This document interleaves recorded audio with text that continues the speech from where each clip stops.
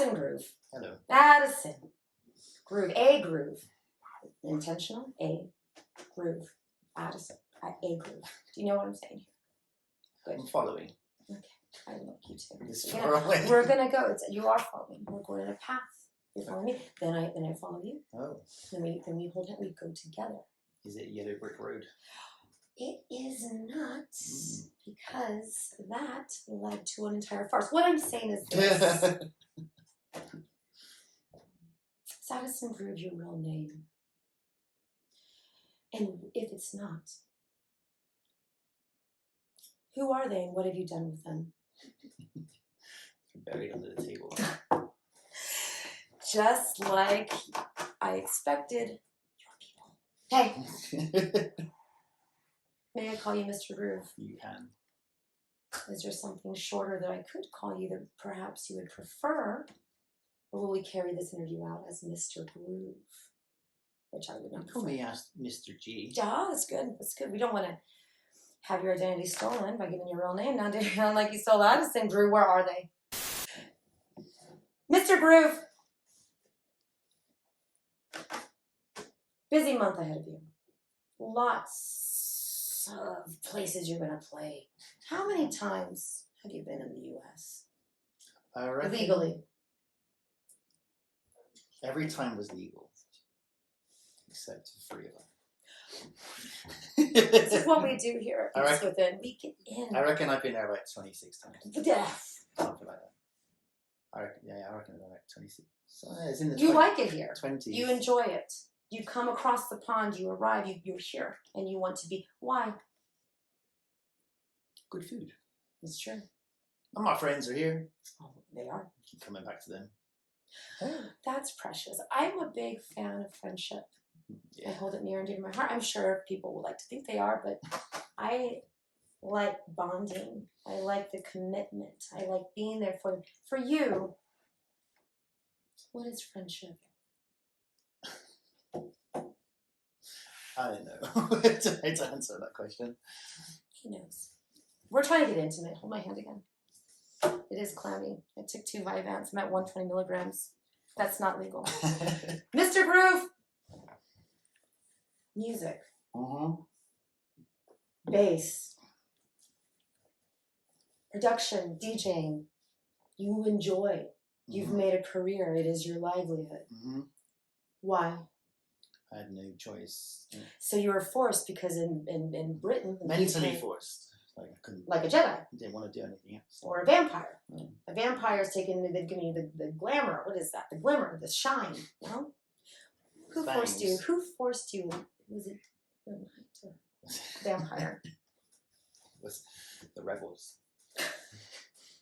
God damn them, they gave us a gift. They gave us a I was gift. like, fuck. I can't help this. Because before you were going to be an astrophysicist. English teacher, Could have been. literally. I was like, I want to be a DJ or a race driver. Oh, you have a car in merry old Bristol. Yeah, it's Really? It's fine. It's alright. Is it one of those little tiny ones that I see that have a UK flag on it? Was the Union Jack? Barely works, to be honest. Second gear is fucked. So you just 1 to 3.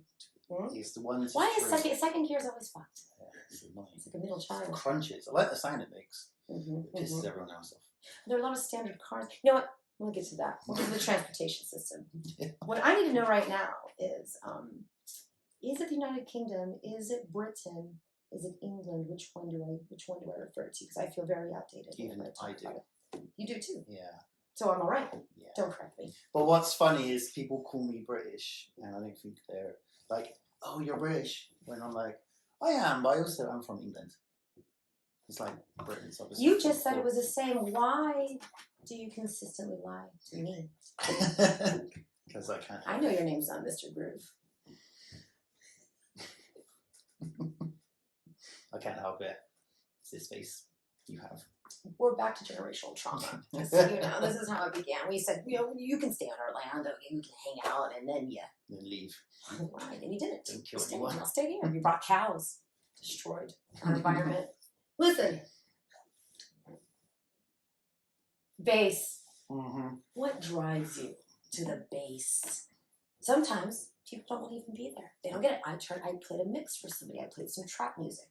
Okay. They, as a musician, also were impressed by how bassy Houston screwed music can get. And I said, really? Now you, connoisseur. Mm-hmm. Why? It's just an emphasized 60 hertz. That's science. Or 50. Mm-hmm, mm-hmm, 50 dubstep, 60 trap. That's the that is the frequency that bass. What's the lowest? Like oboes and what's the flute? No bass. A well, probably. I remember hearing this on a radio lab. I don't even know exactly what that frequency is, but it's like probably something like 18 hertz. The wave is huge. Mm-hmm. Like the frequency is like massive. You'll never hear it or feel it. That's a human. Where are you picking up this information? Is it lies again, or is this can be backed by science? You can find this out. Okay, Readily. Readily? Probably on Reddit. Reddit. Readily on Reddit, but not Readily. Readily. Mm-hmm. I just found out that Reddit means I read it, and I Read it. and been around for decades. So Reddit is a good source of useless information. I mean, it is actually now. I rely on it whenever I have a question. I don't go to fucking different websites that are like standardized for it. I want to listen to people. You know, I want to hear what they got to say. I mean, I want to listen to 50 hertz. A lot of people are stupid, but sometimes there's a few nuggets in there. Mm. Wisdom that I use every day. Sometimes, if I remember. You like nuggets? Yes. I'm an American. We love nuggets. We made them. Chicken? Well, yes, and gold and chicken and tofu nuggets sometimes. If I had too much meat, it's not a good industry. Mr. Groove. How long have you been doing this? Bass. How long have I been paid to do it? Or how long have I been doing it? No, we're not even there yet. I want to know your entry point. You said, that's for me. What was it? Where was it? What was it? When was it? Where was it important too? I want to know the moment. I was probably like 8 years old. Tell me more. And I heard drums from a car. What the fuck is this noise? So I made it my mission to find out what the noise was. And it turns out it was the Amen break, which I now am aware of. It took me a long time to figure it out. And I was like, oh shit. And I was like, cool, this is good, this is me, I want to know what it is.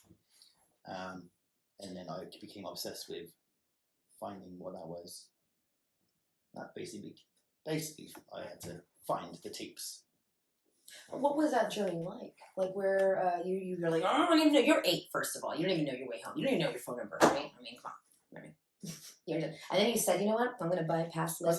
I was around 8. Still, I was a dumb 8-year-old. Anyway, I was the oldest of my brothers. So I never had an older brother I could steal from. So what did I do? Stole from my friend's older brother. You're very resourceful. I like that. And I was like, he has it. Okay, let's go around his house. And yes, I stole 2 tapes. Dreamscape 2. But this was probably when I was around maybe 10. No, it was then. It was 10 because it was 1992. Did they know that you stole the tapes, or did we just submit something on for the first time? They couldn't find me. I'm sure they're in jail anyway. Good that they found the right hands. You know what? Find them. You are right. You were for the Amen break found you.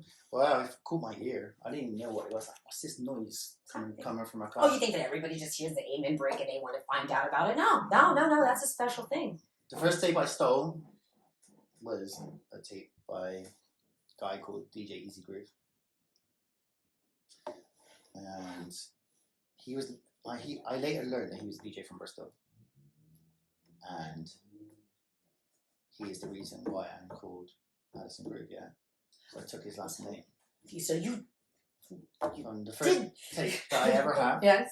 The tape I ever had was the Easy Groove tape. And I was like, yeah, I'm going to call my Addison Groove. Who's Addison? Where are they? What have you done with them? It was like a non-gender name. You know what I mean? Like, God, you're so forward thinking. Now I'm coming in here trying to break you. Yes. You're breaking me. Putting me back together at the same time. I was like, I need a name. So I went onto your website, like, top non. I'm going to say this wrong because I always get told I'm saying things wrong. Non-gender names of 2009. Go onto a website, click, and the top name is Addison AD. It's like, that's a good name. And Groove for Addison, and Groove is easy groove, right? Put them together, and there we go. But this DJ called DJ Easy Groove, he used to play a genre, a style called jungle techno. Explain more. It's like jungle, but techno. Imagine techno. Imagine techno. To be honest, a lot of that kind of stuff has come around now. Like at this current moment, there's quite a lot of it being made. Basically, imagine techno at 180 BPM or something like that with the jungle drums. Maybe more like now, let's say 160 BPM. Anyway. Okay. It's like 4/4. What?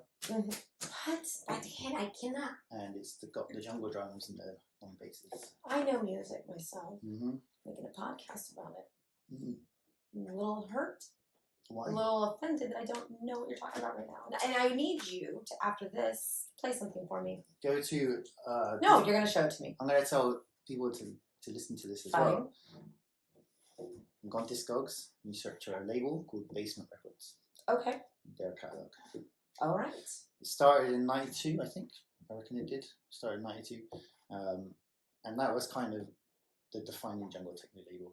There was other labels as well, but that was the one. They had Photech release stuff, Top Buzz release stuff, and quite a lot of other people too.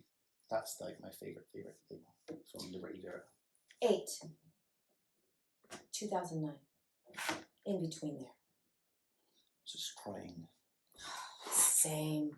Baby. It's hard. Hard times, you know? When I was about 14, I managed to save money to get some decks, and that was it. I was like, I want to do this. At school, I wasn't the hardest kid in school, to say the word hard, like the strongest, you know what I mean? But I never got bullied on. The reason why I never got bullied on is because I had the tapes. So the like kind of kids that were like the strongest kids in the year, like people were scared of, they were friends with me because I would hook them up with the tapes at school.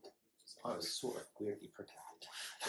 I was, you know, I was still kind of nerdy, but there's still a lot of synchronicities here. Do you realize this? You're discovered by the amen break, which is again a very unique thing. You think that happens to everybody? It doesn't. Young age, and you said, me. You get tapes. You get protected by them. You find a thing. You distill your influence's name into yours. You figure out very first, like, what is the most non-gender. And you know what? It's important that you went non-gender because that's futuristic. You understood. Level playing field. Doesn't matter. Sure, if I knew that. Here I am. You did. Maybe I knew. You did. I know. That was good. You knew. That was a good way to find the name. Well, some would agree, some wouldn't. I do. I like it, and I think it works. I now know that you're resourceful. You're a self-starter. It's a good foundation for this talk. So there you are. You're 14 now. You're protecting yourself with music. What next? Can't remember. Okay.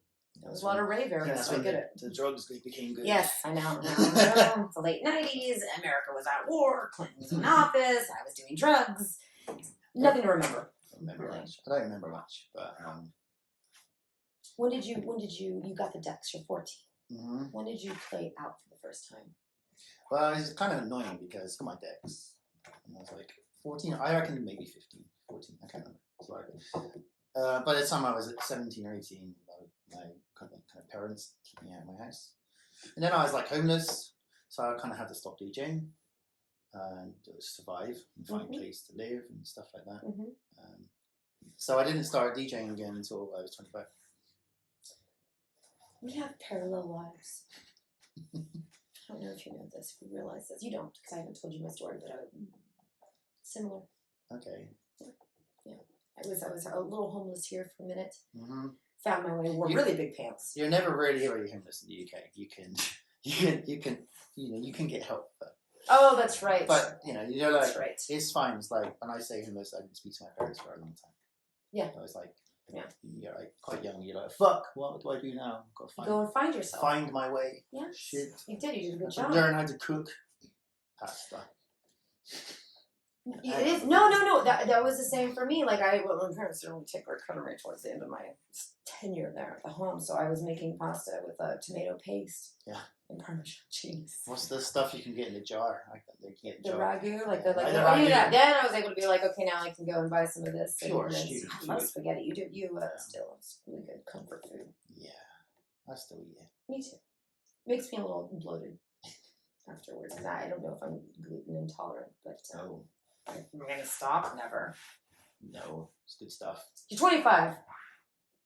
You say I got a good foundation here. I've been on my feet. I know how to make spaghetti. Mm-hmm. You say I miss the bass, and I need it back in my life. I don't think I said that. What did you say? I said this dubstep music's very weird. I think I like it. Drawn. And dubstep was the first genre where I had to ask myself if it was any good. Yeah, so it's like there's no one that can tell me this is good because no one I know is listening to it. So you had to make your indecision. Like, I think this is good music. I think it's good. So then I started making it, and then I went out to a party in Bristol called Subloaded. That was was run by one of my friends called Pinch. I went to this night. It was called Subloaded 2. The lineup was like, who was playing on that night? I think it was like Mana and Lofa, Applebloom, and it was stacked. I didn't know who the fuck these people were at the time, but I did know Applebloom a little. I didn't know him through going to like college or something. Mm-hmm. So anyway, I got in there, and there's two speakers. Maybe there was 4. Anyway, I couldn't see because the vibration of the bass was so heavy. Yeah. Oh. But I liked this music before I went to hear it Right. But when I heard it live, I was like, now I like it more. Because the bass. Not the the drums too. The drums too. Yes. Everything about it. It's like you find something that no one else knows about. Mm-hmm. Yeah. This is 2004, 2005, before a lot of people knew about it.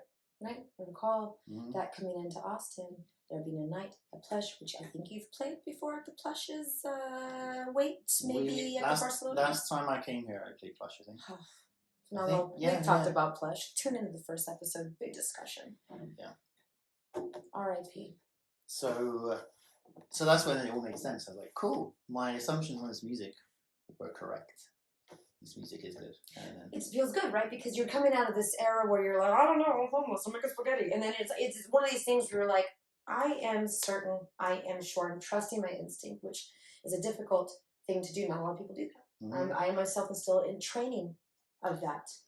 There's only 2 times I got at the beginning of a genre of music. One of them's dubstep. The other one, not the beginning. The other one's not the beginning. There's way more than what I found out. But I found footwork way before people knew about it, and I was like, shit, this is like a secret.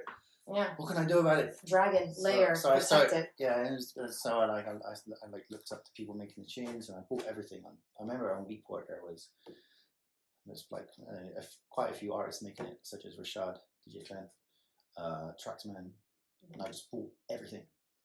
But I was still DJing as like Headhunter at the time, dubstep. But then inside my dubstep sets, I would creep in footwork. Try to trick people. Anyway, going back, that's a bit more ahead. Okay. But basically, these are the 2 times I've ever heard genre of music that I had to make a decision. It was not a decision. A decision was made for me as soon as I heard it. I was like, this is good. It's weird.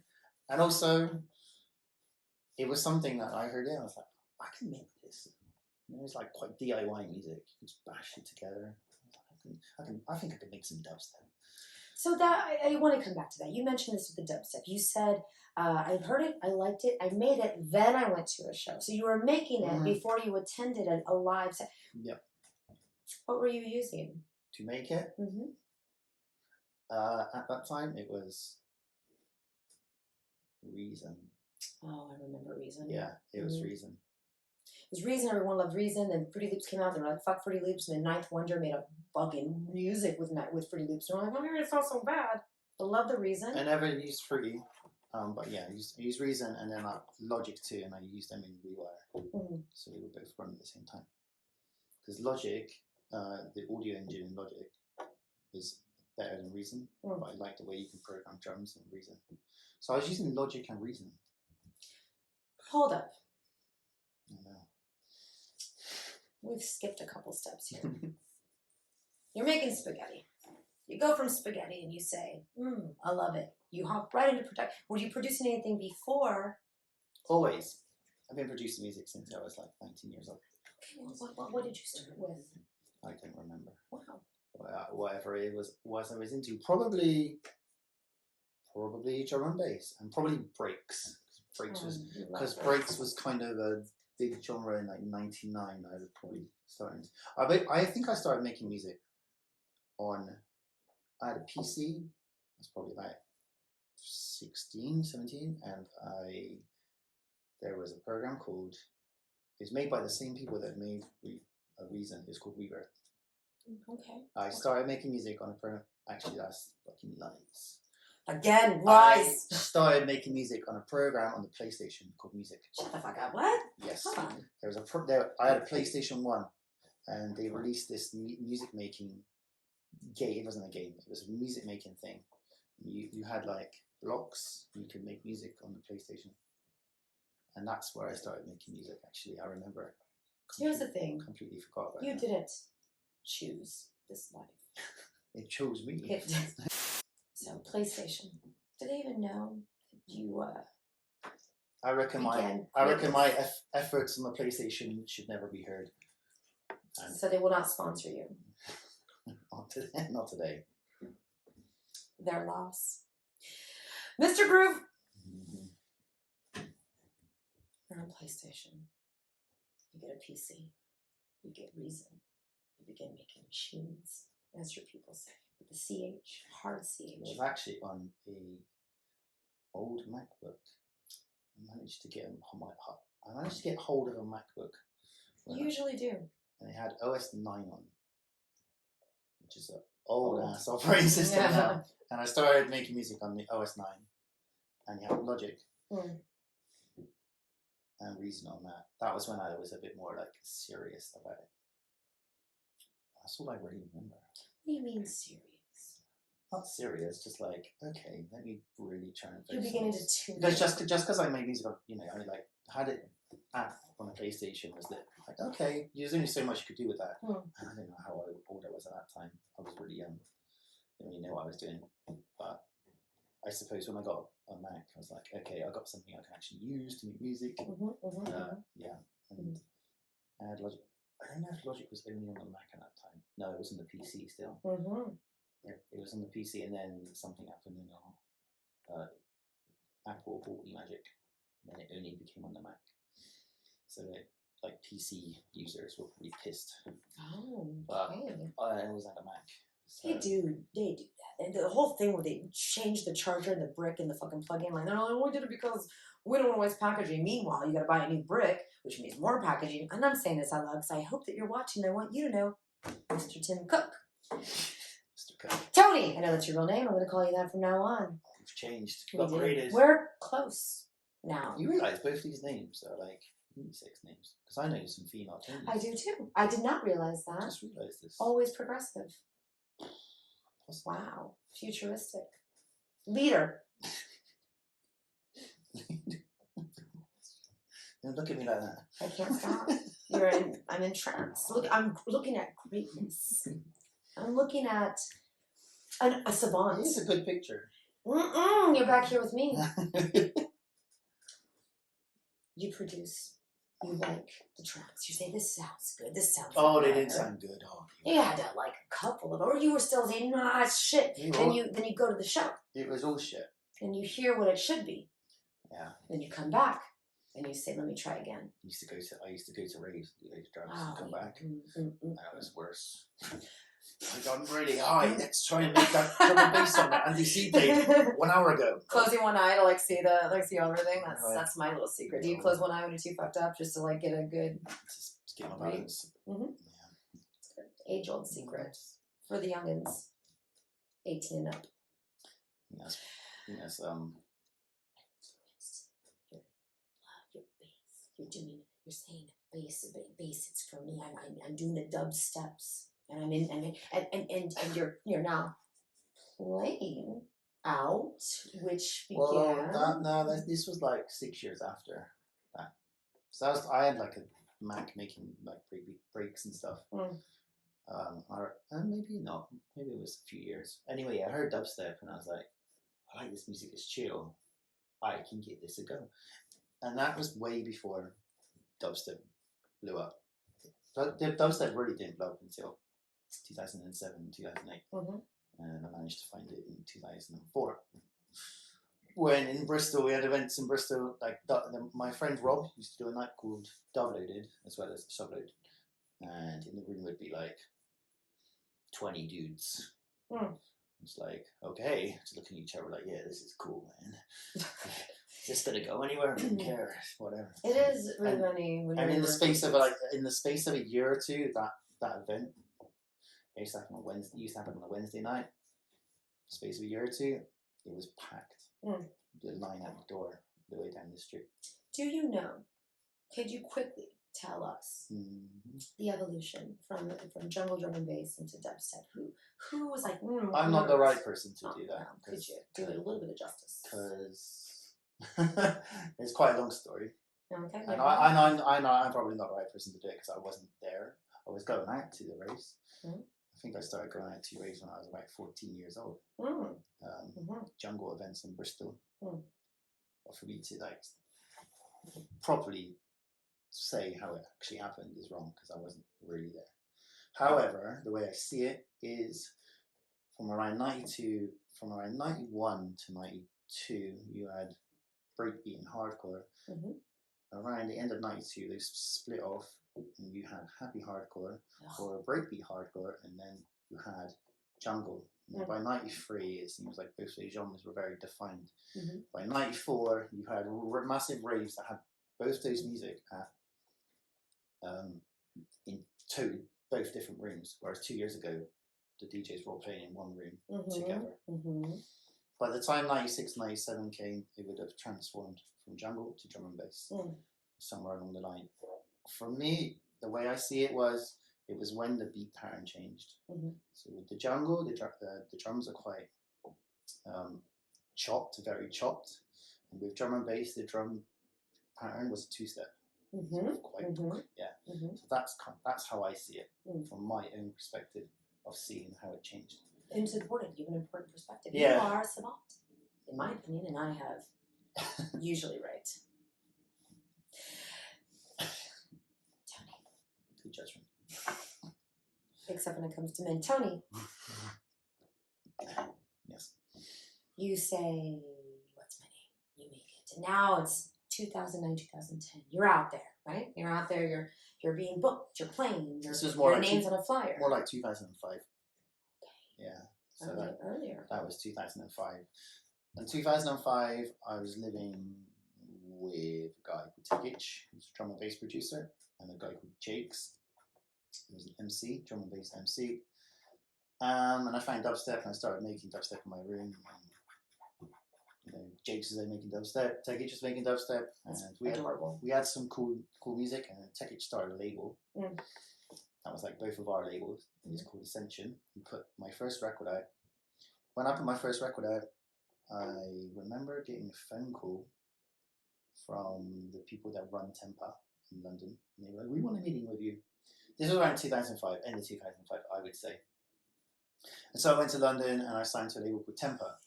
This all happened in the space of 5 months. I went from no music out to being signed to Tempa in 5 months. Savant. Did you think you were in trouble when they said, I want to meet you? Because I usually do. They're like, you're coming to my office, or I want to see you. And I'm like, you're going to kill me or you're going to yell at me? Yeah, a little bit. Right? It's like, what's this about? What do I do? How do I get to London? You get on a train or a trolley or a lift? No, that's an elevator. You can't get Probably took the bus. Cheaper. Let me get it. Yeah. Double decker? Oh shit, Jakes came with me. I was living with Jakes. He came with me to them. Did he come with me to the meeting? I think I was really scared. Yeah. And I was like, I need some help. I'm gonna have to go to London. I think he might have came with me. You're 23-ish. Or 24, I would say. you haven't mastered your spaghetti skills yet. You're almost there. 2005. I was still alive, so I got Important. got somewhere with it. I get it. Went to London to meet up these guys at Tempo, and they were like, "We want to sign you. We want an album from you and EPs." And I'm like, "Oh fuck, okay." Tall order. That's cool. Oh, best get working. Yes. So I think I remember coming back from London and speaking to Mark Tech H, and I said something like, "This London label, they want to sign me and all this, and I think it'd be really good. And if I do it, I might start getting those more gigs." And he was like, "Yeah, okay, that seems like a good idea." And I asked him for some advice, and he gave me really good advice, and so I did it, and then that was it really. Once that started happening, remember my first gig outside the UK was in Berlin. I love Berlin. Off to Berlin I go. Oh my god, the world! This is nice. And had some currywurst. Some currywurst, which is like a curry sausage. Oh, currywurst. First. I get it. Ah. You know, I went to Berlin and I was like, I like schnitzel. And my friend was like, well, that's really an Austrian thing. And I was like, I can't make it there. I'm here for finite time. But when I was rejected for Berghain, hurtful moment for me. And I'm sharing it with you because it's important that we connect. And I'm honest. I mean, I did nothing inappropriate to be, but that's okay. That's what I'm Nobody really knows the reason. They don't know, and I love that. And I'd like to do that here in Austin. You want to go back. You want to go back and get revenge. I do. I don't know how I'll do it, but I'll figure it out. Yeah. What I did though is I said, okay, well then I'm going to get schnitzel because there's like a little tourist spot there, and I got 2 orders of schnitzel and I ate them in a row. Then I went home and went to sleep because I tried to get into Berghain at 10 a.m. Yeah, it's the right kind of time to go. Right. Sorry. No, you're not. No. It's kissing the womb. There's no, and that is how we build the bridge of intimacy, which only feeds in to our friendship, which will be lifelong. It will be lifelong. Yes. I'll be at your funeral. Tony. I will die. I will die before you. But that's okay. At least I know you'll be there. Nothing matters. Listen to me. You're signed. You say, wow. I do say wow. More like, the fuck? If add it in. Yeah. Wow, the fuck. Wow. Brackets, the fuck. Let's reflect again. Now, where you are, who you are, what advice would you give 25-year-old spaghetti boy Tony? I can't now, because then I can only give advice on a period of time of when that happened, which was sort of early days. It was like MP3s were almost new. Like, things were a lot different, and you sold a lot more records then. I would say everything I had came out on vinyl. That's not the case now. Where I'm really strict. The reason why I haven't had a record out in 2 years is because I'm not being able to put it on vinyl. And because of that, is it an impact to the pocket? No, not really. For some reason, Are you a purist? I'm getting booked more than I did when I was putting tunes out right now. Okay. The world says we need some of that, and they call you up, probably email you up. Do they call you on the phone? They probably email you. They email you. DMs. They slide in. There's a lot of sliding, writing. Okay, hush up. They're not. I actually like where this is going. They're sliding the writing. They're digging, they're rooting around. They say, give me some of this. Come over to Argentina. That happened. Did it? But it took a while. Not for dubstep thing. For what? For the stuff I did like 10 years later. Which was? A mixture between jungle and techno. Did they ever think about calling it Techno? Jungle? No, but it wasn't. Jungle techno wasn't the genre. It was. That's why I say it was in between these two. Actually, that's probably the word. It's somewhere between reggae and jungle. Wow. And all the things in between, like, reggae and Moombahton, cumbia. I've heard about that. Fucking electro, and something no, and something no, and also, yes. Jack of all trades. You hear, you explore. I want to go back to reggae. I'm not a huge fan. I only like a specific era, doo-wop inspired dub reggae.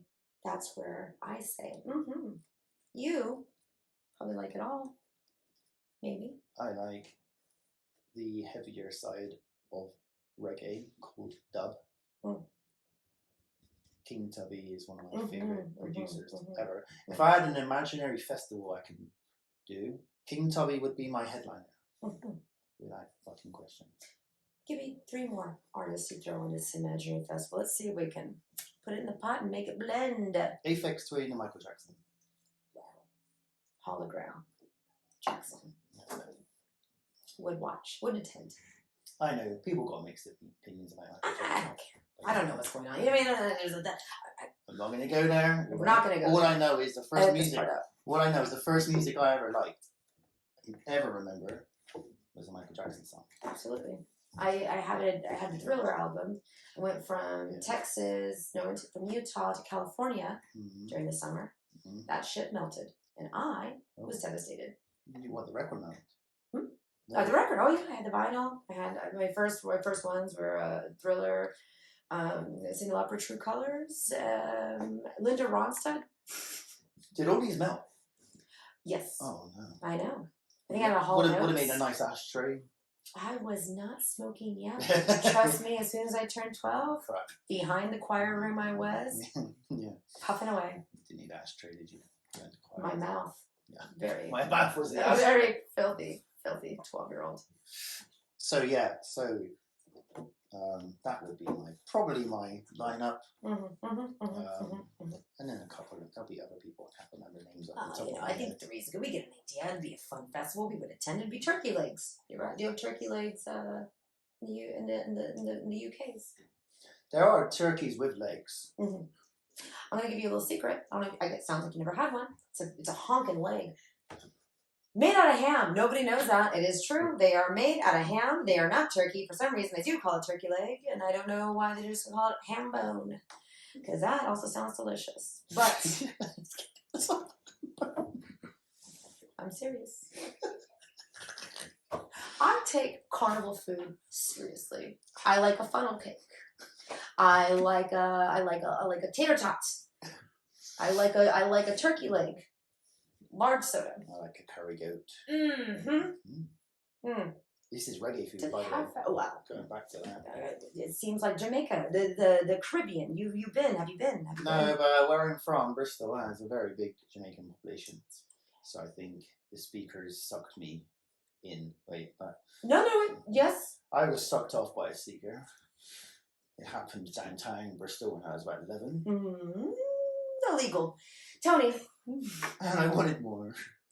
We always do. Coincidence. You're in Bristol. Where? The mecca of speaker sucking. I must go. Yeah, it fucking is. Man. Put that on TripAdvisor. Tony. I hear that Bristol pops off from is that Glasgow? This Bristol, the jungle, the dub, it has the thing, it has the feel, it has the music, it has a big Jamaican population, which arrived in the 60s and 70s, and because of that, the Jamaicans made the sound system what they knew from in reggae, from Jamaica, and they did this in Bristol. And they made their sound systems for reggae music, but then they only really used it at the carnival. There was probably other places they used it, but then eventually these sound systems got used for jungle, and that was the most perfect thing, right? Reggae stack playing jungle music, which essentially is jungle is reggae bass lines. So that's why it works just a lot faster for a younger generation. Did you know that is precisely how we got hip hop in America? How? Because Kool Herc, coming from Jamaica, I believe it was Kingston, arrived immigrant, was put into the Bronx, and he was the one throwing the house parties, and he was the one that actually created the breaks, because that's when he was taking his 2 records. He would bring his sound system. There's footage of him driving a convertible car with a huge ass system down, and he brings a house party. And now the B-boys they became b-boys because they're attending these parties and he's spinning that, he's extending that break back and forth. That's where the break piece comes from. And then they say that they call them break boys because when that beat hit them, they break their bodies for the sound. Yeah. They're committed, they're invested. It's a blessing, it's a prayer, still is. And so I love to hear this story about your homeland, my homeland. Well, when the Jamaicans came over, they went to 2 places, I believe, Liverpool and Bristol. When they went to Liverpool, they kind of dissipated into other places, it seems. But when they came to Bristol, they stayed.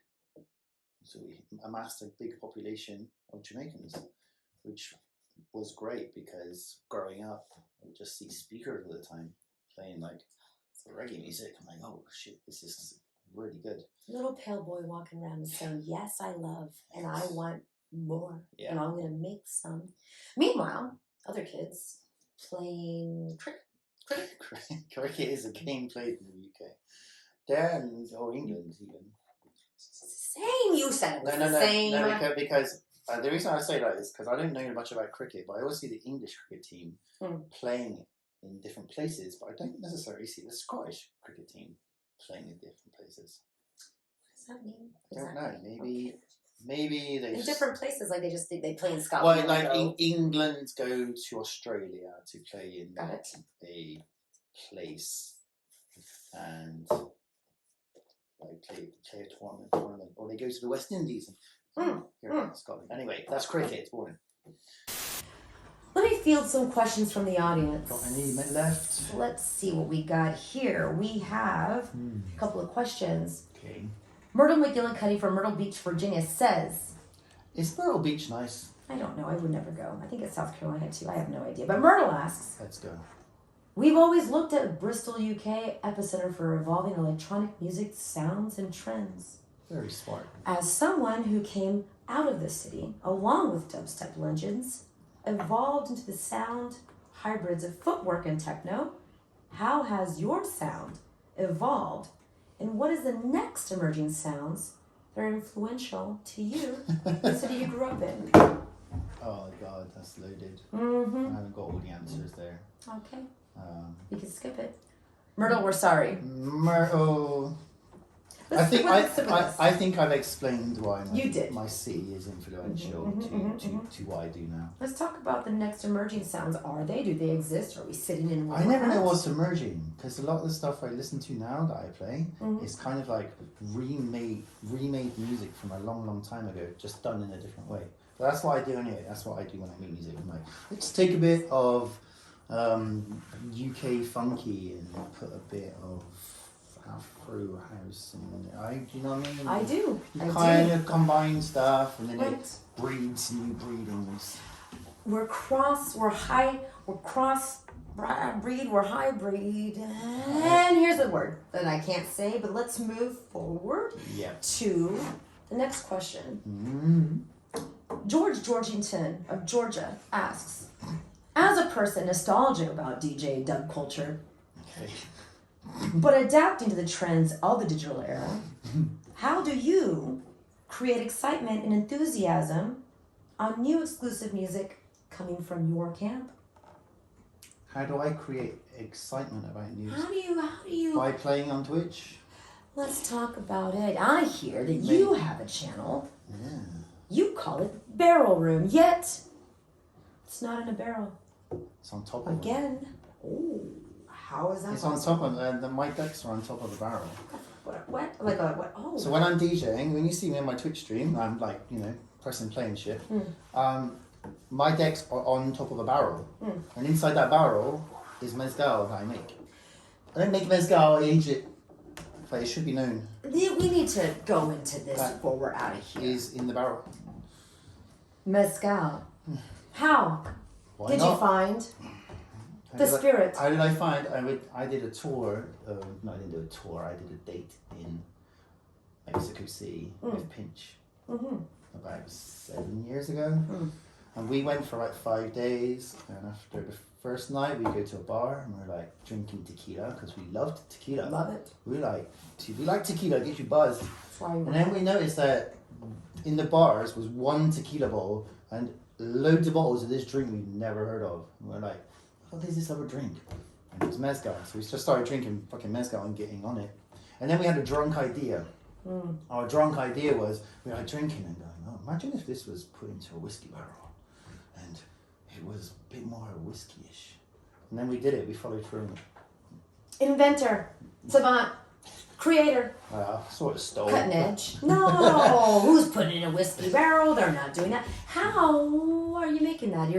There's no sun, you gotta grow an agave. No, we don't make mezcal. We get mezcal from Mexico.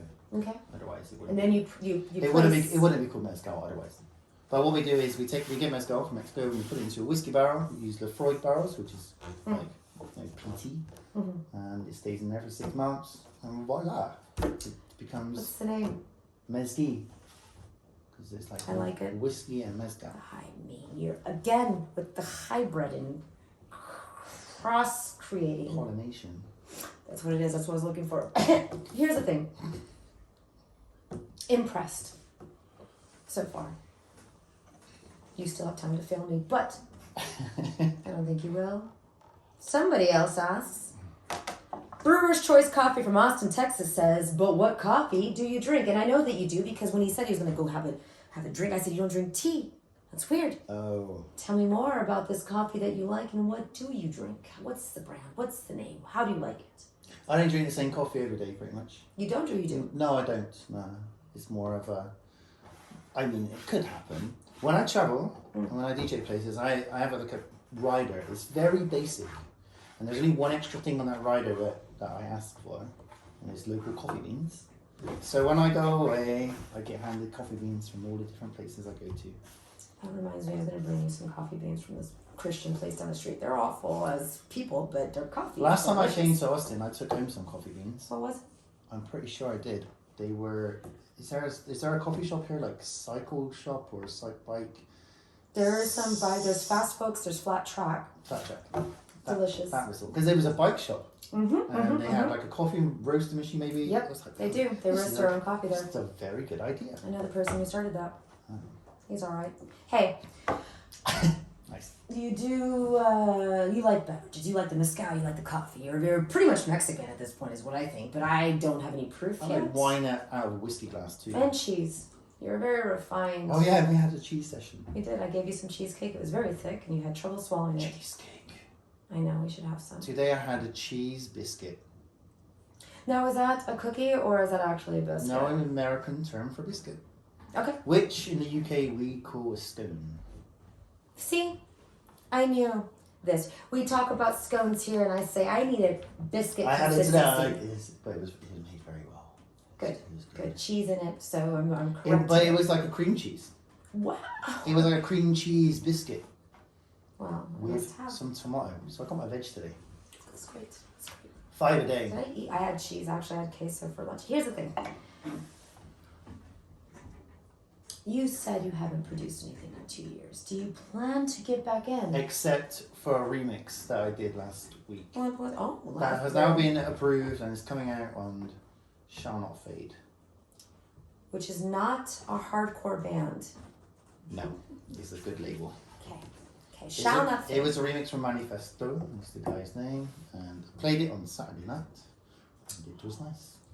Now Saturday, we have you there. Pressure Point Party, tune in.